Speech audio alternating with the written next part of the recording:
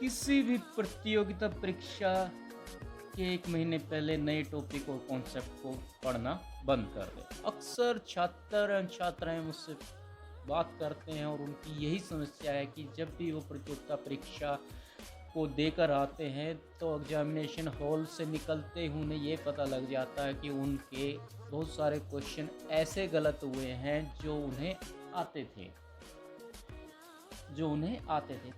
इसी समस्याओं से निराश नहीं होना चाहिए। ये समस्याएं लगभग हर व्यक्ति के साथ आती है, लेकिन इससे सुलह करना या इसको सुलझाना बहुत आवश्यक है।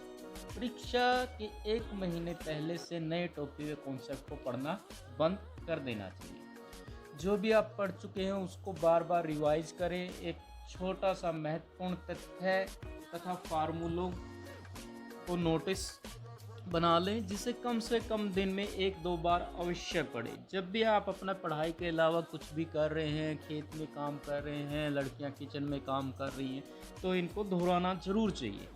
जब भी आप पढ़ाई के चलते कहीं और जाते हैं या कुछ और काम करते हैं, तब भी आपको मन ही मन या अपने मस्तिष्क में उन नोट्स को दोहराना चाहिए। जितना ज़्यादा हो सके आप मॉक टेस्ट देने का प्रयास करें। एग्जामिनेशन के 3 दिन पहले आप मॉक टेस्ट का अभ्यास भी बंद कर दें। परीक्षा के दिन से पहले हल्का भोजन करना बहुत ज़रूरी है, लेकिन भूखे तो कदापि नहीं होना चाहिए। और परीक्षा केंद्र पर समय से पहुँचें। यदि आप परीक्षा केंद्र पर समय से नहीं पहुँचेंगे तो आपको इसी चीज़ की टेंशन हो जाती है कि मैं पहुँचूँगा, एंट्री होगी या नहीं होगी। इससे बचाव के लिए समय पर निकलें और अच्छी तरह से अपना मैट्रिक बॉक्स साथ रखें। सबसे पहले प्रश्न में दिए गए इंस्ट्रक्शन को पढ़ें और पता करें कि कौन सा सवाल कितने मार्क्स। फिर एक बार शुरू से लेकर अंत तक सिलसिलेवार ढंग से सारे सवालों को ध्यान से समझने का प्रयास करें।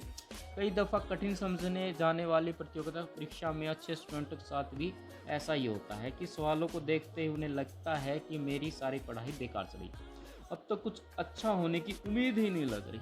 ऐसी परिस्थितियों में ये सोचना चाहिए कि यदि आपके लिए कोई प्रश्न पत्र कठिन है तो वो सभी के लिए है, और यदि वो सभी के लिए है तो उसमें कट ऑफ नीचे आएगी। तो जहाँ से ध्यानपूर्वक उसमें अधिक से अधिक ठीक क्वेश्चन करने की आवश्यकता है। और यदि क्वेश्चन पेपर आसान आया हुआ है तो ये समझ लेना चाहिए कि उसमें मेरिट आई जाएगी और हमें अधिक से अधिक ठीक क्वेश्चन करने होंगे। भले प्रश्न छोटा हो, कम मार्क्स का हो, हमेशा शुरुआत सबसे आसान लगने वाले सवालों के जवाब से करनी चाहिए। जैसे आपको एक छोटा सा सवाल है वो ठीक हो जाएगा तो कॉन्फिडेंस बिल्ड हो जाए। उसके बाद दूसरा क्वेश्चन भी, इसी तरह तीसरा भी, और कुछ देर में आपको ऐसा लगेगा कि आपको ये क्वेश्चन पेपर आता है, जिससे आप मुश्किल से मुश्किल क्वेश्चनों को भी आराम से धैर्य होते हुए करोगे।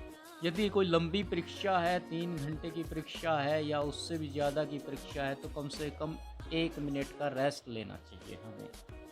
और इसके अलावा आखिरी में कुछ समय बचा कर रखना ज़रूरी है, ताकि आपने जो भी लिखा है उसे एक बार अच्छी तरह से रिवाइज ज़रूर कर सकें। सबसे ज़्यादा ध्यान देने वाली बात है कि अगर एक दिन ही एक से ज़्यादा पेपर देने हों तब ब्रेक के दरमियान कभी भी किसी हालात में आप पिछले प्रश्नों को न तो देखकर यह समझने का प्रयास करें कितने आपने सही दिए हैं और कितने आपने गलत दिए। धन्यवाद। यदि आपको ये